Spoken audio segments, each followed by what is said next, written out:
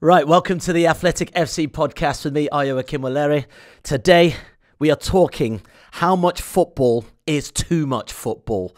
Joining us, we have the CEO of the Professional Footballers Association, Maheta Molango, and as well, we've got the Athletic Stu James with us in the studio as we discuss why footballers are at breaking point. So, Maheta, let's start with you. Let's really get into this quite quickly and dive straight in. Player workload is high on your agenda in particular. Just explain in your words why this is such a worrying thing for you. Well, first of all, thank you very much for having me. It's great to be on the program. Listen, I think we were discussing this offline, but the reason why this is relevant is because all of a sudden, this has gone from being a problem for a small group of players who are perceived as being privileged people that maybe were complaining about things that people would love to have this type of an issue, to a situation where it has become an industry issue. I think people start to understand that it's not just a question for a few players. This has now effects across the pyramid. And we've suffered that firsthand here in England when the FA Cup replay was scrapped. This is a direct consequence of decision adopted at the European and global level. So people are starting to understand that this is a real issue. And also, I think even the fans are starting to understand that this is now affecting the quality of the game. This is affecting the industry. And instead of seeing the best version of the players, what you see is players which are basically not able to perform at the best level. And ultimately, we as fans, and I include myself, are suffering because we want to see the best version. We want to see our hero make us dream. And right now, for as much as they want, they cannot.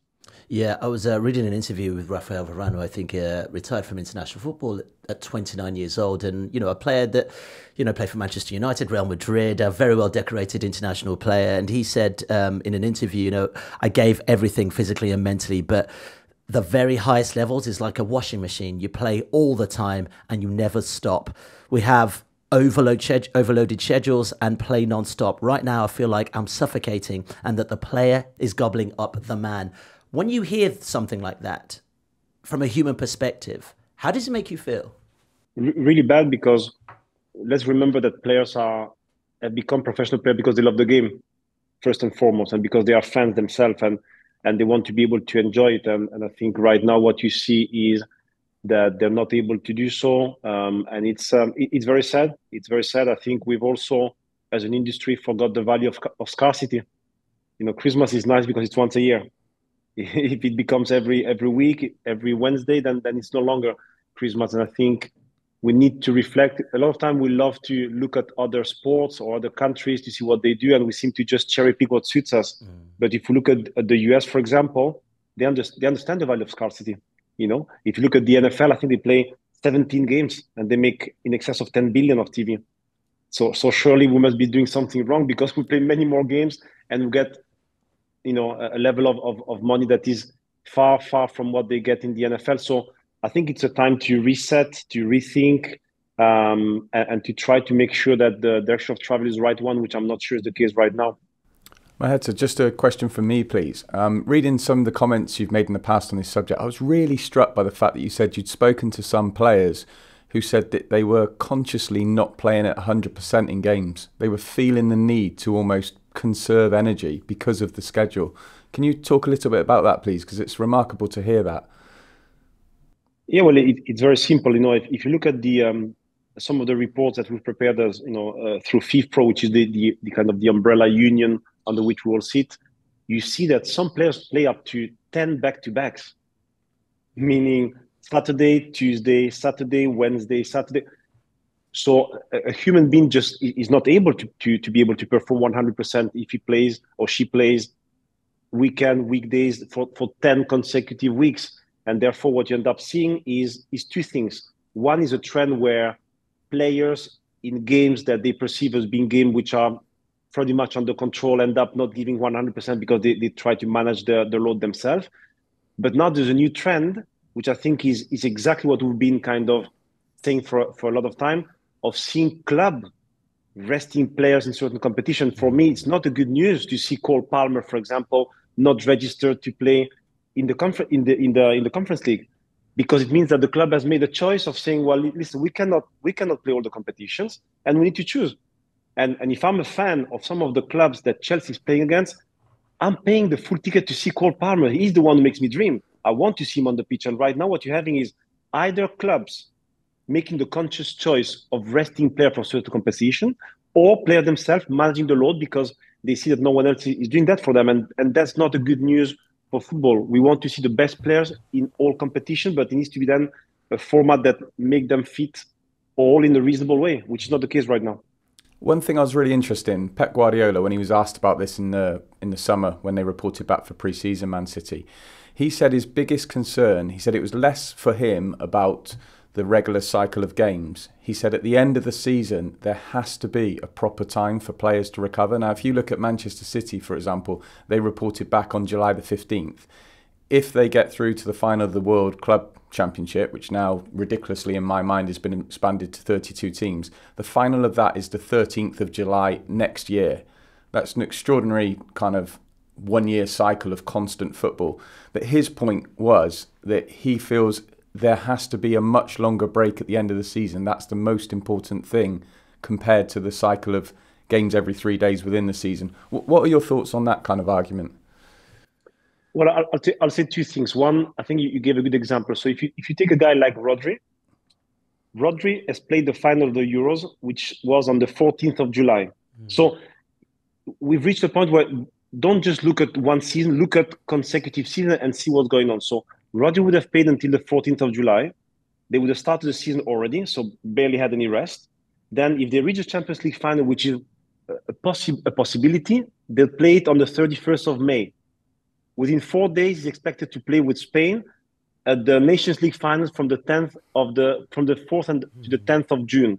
And then 4 days later, he's expecting the US to play the Club World Cup until potentially a final, which is played on the 13th of July. And then that same guy is expected to play possibly the Charity Shield Cup, I think the 8th of August. So a guy like Rodri could have gone 2 consecutive years with barely no rest. It's untenable. It's untenable. So back to your question, what is the solution? I think the solution for us goes in 3 directions. I think one is a mandatory rest of at least 3 weeks in the summer, because that's what the science say is the minimum rest that you need. But what I mean rest is rest. Because if I've got 3 weeks of rest and then on week 4 I play a summer tournament against a big club, then I need to prepare during my holidays. So my holidays become the pre-season. So 3 weeks of rest, a proper pre-season, and then what you need to have is a maximum number of back-to-backs, because the science say that that's where you've got a risk of injury. And what we've seen through our reports is that probably 6 is the maximum number of back-to-backs that you can have. And then probably a maximum number of games overall that would probably vary depending on your age. So I think we're speaking of between 50 and 60 games per season, depending on your age. So this is what we think could be a good solution, but not because I think it's the right thing to do, but because we have set up a group of specialists who are from the medical sector, from the performance sector, from the sports and kind of on-field sector, who said to us that this is what scientifically you can do to protect the show on the pitch. That's our game. Start by protecting the show on the pitch and start by protecting the people who can deliver that show. Yeah, Maheta, a lot of people listening to this, football fans in particular, and something I see on social media all the time. Yeah, but look, how much is he on? 250 grand a week. How much is he on? 100 grand a week. You want to be a professional footballer. Surely this is part of the job. Listen, I think it's important to start by saying that players understand that they're privileged people. I think that's a very important starting point. A lot of them come from very humble background. So they are the first one to understand that it's a privilege, it's an honor to be able to work from your passion. So that there's no discussion about that. Now, unfortunately, for as much as you get paid, doesn't mean that you get an additional leg or an additional lung, And it comes to a stage where even if you get paid, that's not the issue. The issue is being able to perform. And unfortunately, players are human beings and their body give them what they give them. And I think when you see situations such as people like Pedri, fantastic guy, and you can see how this was coming. You could see that coming. He was one of the players who played the most games 2 seasons ago, and now he can barely play any game. He just cannot play any game. Wirtz, the same, 3 times as many games as Ballack, and now he also had some physical issues. And I can name you so many examples of people who ultimately we could see that coming.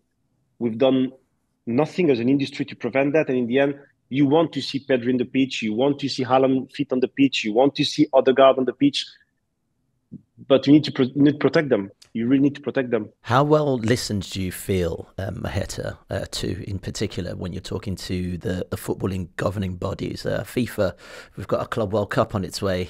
We've got a new European football format, which looks like it's going to have more teams playing, but also more matches being played.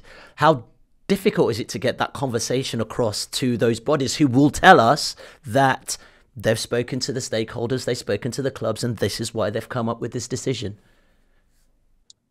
I think we have a big issue in terms of the concept of consultation. So consultation is not, calling someone with a crazy idea, give him a chance to say something, come back with something still crazy, but a little less crazy, and then say, we crack on because we've consulted. This is not consultation. And I must say, unfortunately for us, it's also happening sometimes at domestic level where people, I think this concept of consultation is when you sit down with a proposal, you give time to people to meaningfully engage with you, and then you may or you may not come to an agreement, but it's not just you're going to crack on irrespective of what people say. And unfortunately right now, too often with authorities, the concept of consultation is we're going to end up whatever we want, but we're going to try to tick a box at some stage to just say that we spoke to you. But that's not what we expect as players. We expect the players to be at the center of those decisions because they are the one ultimately also suffering the consequences of that. Maheta, I just wanted to touch on something here, which I feel is kind of at the center of it all, and it's the fact that there are just so many competing interests here. And not just externally in terms of FIFA and UEFA. There was a really interesting comment in one of our articles a few years ago on this issue, because it comes up all the time, obviously, about the crazy schedule. And it was a comment from a senior Premier League employee who said that there's not just a difference of opinion internationally and domestically. He said there's even a difference of opinion within his own club. And the quote is this: our manager might say one thing about not wanting more Premier League games or more Champions League games, or spending a summer at the Club World Cup. That isn't what the manager wants. But he says, but I'm not sure our owner would say the same thing. And I guess that kind of sums up, the players are caught in the middle of all this, but there's, even within the same football club, there will be people at senior level who feel very differently about this. And the obvious reason for that, let's be honest, is money. Yes, I think we're still in the middle. We're still kind of suffering the consequence of the Super League project, in the sense that that project ultimately was about trying to achieve more money for certain clubs. This project does not go ahead. This prompts a number of different conversations, and then these things happen. You've got authorities who basically try to find solution to appease their stakeholders who were not very happy about what happened. And then you've got an expanded format of the Champions League. You've got, a number of different things which happen. A new Club World Cup, which comes on the back of that failed attempt to create a new league. And then at the same time, I think you've got a situation where a lot of those international organizations ultimately need to generate money to be able to obtain the votes that they need to be able to be elected. And I'm not saying for 1 minute that they actually pay people to vote for them. That's not what I'm saying. What I'm saying is ultimately this is about guaranteeing projects for certain people. It's about being able to invest in certain region, and you need to, in order to be able to invest, you need to raise the funds to do that. And but I think we need to all recognize that whether we like it or not, those funds are generated by a limited number of players that we need to protect. And it's not good enough to say, well, the only affected are very few players. Yes, but those are the ones who generate the value. So I think at some stage there need to be an honest conversation about that, because otherwise you're gonna kill, sporting wise, the people who ultimately generate that value, and that's gonna be a problem for the entire industry, because the entire pyramid benefits from those kind of players being able to deliver at the highest level, which right now they're not able to do. Maheta, I'm just thinking about the players in all of this, and just two things very briefly. If I was a player, how do I get in touch with you? Or is there an easy line to have that conversation? And secondly, could we see what we've seen in Hollywood, for instance, players talking about the workload and potentially going on strike and saying, we're not playing anymore?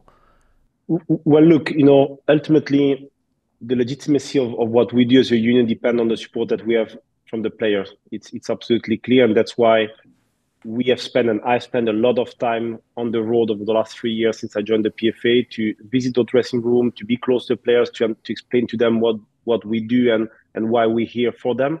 And ultimately, there's no better for us confirmation that we head in the right direction when you've got a David Raya that is asked a question about the calendar and says, I trust the PFA to be able to do a work for me. Or when you have a Kevin De Bruyne picking up and saying, we know that the union is doing the job for us, I think that's what I think validates that we head in the right direction. I think that the players have seen that we've told people once, we've told people twice, and the third time we have taken action. We filed a lawsuit, which hopefully also give the players the comfort that, do we have the ultimate solution? It's a tough one, but are we trying to do our best to be able to represent their interests? I think we do, and frankly, I think we're not asking for something crazy. If I'm honest with you, we're not asking for something that doesn't make sense, and we've really tried hard to engage with the relevant stakeholders. So we feel that we've tried to do our best to reach a diplomatic kind of solution, because I think a legal action is always a defeat for everyone in the industry. But sometimes when adult people are not able to reach a solution, then you need to have a third party deciding for you, and that's fine. Yeah, we should also point out that FIFA has rejected claims that they are to blame for the congested calendar. Maheta, thank you so much for your time. I really appreciate you joining us. Thank you very much. Maheta had so much to say, really, didn't he? And his conviction was really, really inspiring. But also, I think, picking up on what he said about young players like Pedri, you could almost see that coming based on the actual workload and amount of matches they've played. I mean, surely this is something that needs to be looked at moving forward, because he won't be the only young player, Saka, Bellingham, that has played that much football. Bellingham's a great example. I mean, those stats that are in actually the in the report, the FIFPro report on the player workload.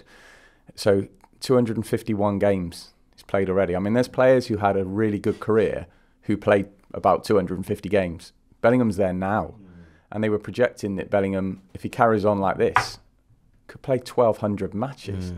It is madness. And I think there's several worries around that. There's the physical side in terms of how players can cope with that, whether it affects their performance, injuries, obviously, that following on from it. There's the mental side that we probably don't talk about a lot. A lot of it we focus on, can they recover in time physically to play again? But I don't think you can underestimate the mental stress. And I know some people won't want to hear that. They don't like hearing, about the word stress in the same sentence as footballers, because they just put money with it. And, you've got to part that argument. The two aren't, you have to see that completely differently. So, yeah, I think all of that, then you wonder then, where does that lead? Will it lead to then people doing what Varane has done, retiring from international football at an earlier age? I mean, that quote, what you read out from Varane, it just sounds like a broken man, doesn't it? I mean, that should be alarming for anyone who hears someone like that, an elite player, talking in that way. So, yeah, sadly, Pedri is an example of the damage of playing this constant, relentless cycle of games. And some of the things I just can't understand. I don't get the new Club World Championship, the need for that, this 32 club tournament. I mean, I wasn't overly engaged with it before, but at least it was over in the blink of an eye. Now we've got that going on for another month next summer, when it should be a chance for the top players to rest when there's not a major international tournament going on. Yeah, what you said earlier in terms of invested interest really pricked my ears a little bit, because on this podcast we've spoken about multi-club ownerships, different stakeholders, all that kind of stuff, and you can understand on a commercial level why owners want to flaunt their players, right? Arsenal, Chelsea, the more they see these top players, the more fans come to the stadiums and all that kind of stuff. But the reality is, how good is that product going to be if the players aren't at full capacity? Totally, and I think we saw that in the summer, didn't we? I mean, I was at the Copa America, so I only caught bits of the Euros, but heard lots of people talking about the standard in the Euros not being as high as they thought it would be, and unquestionably an element of that was our players burnt out. There's a really interesting comment from Haaland on that, who obviously wasn't there, and said that he thought the players looked tired in the way they played. He also said he thought they looked tired in their faces, in just the way they looked. Now, someone like that, I think, can make that comment. He's around, obviously, footballers all the time. He can see that in a way that perhaps we can't. So, yeah, there should be alarm bells ringing there. And I think it's that thing of all the time wanting bigger, bigger, bigger. But does bigger mean better? Expanding the Champions League, is that going to lead to more high quality games. We could throw it forward to the 2026 World Cup. I mean, I'm totally against that format of going up to 48 teams. For me, that's just going to lead to more mediocrity. So what I did like about the Copa America was it was a bit of a throwback to how the Euros used to be, only 16 nations. Now, I know it's completely different. With South America, they don't have enough teams. They have to bring in others to get to 16. But it was really good, that format. It was quite refreshing. It's there needs to be a moment to step back and kind of think about where we're going with all of this. And, where people will say, but the demand's there. And I'm like, the demand from who? Do fans really want to see more and more and more of a dumbed down product? Or is it the demand that's there from the broadcasters and the sponsors? That's there for sure. I don't know how much fans want to keep seeing a constant cycle of games if the games aren't going to be as good as they were. Yeah, I mean, let's not forget, though, we are in an entertainment industry, and something I want to touch on again is player welfare, because fundamentally it is still a job. Some people might be there listening to this going, just put up with it, mate. Like, why have you signed up to be a professional footballer if you don't want to play at the highest level? From your experience, have you met players, connected with players who, yes, it might be hurting, but let's face it, if you want to be a top player, you want to be seen. Yeah, totally. And I think you'll hear lots of players say that they can hardly ever remember a game where they go out and play and they feel 100%. Most of the time they'll be carrying some sort of knock. And they're just desperate to play because, the kind of things I hear are players moan about the schedule a lot, but they always want to play. They always want to be in the team. They don't want to be left out from the start. Even when they start, and you could say there's an argument for bringing them off to preserve energy for the next game, they don't want to be substituted. What came back to me was about a player, an international player who played last night, was that he wants to be seen as indispensable.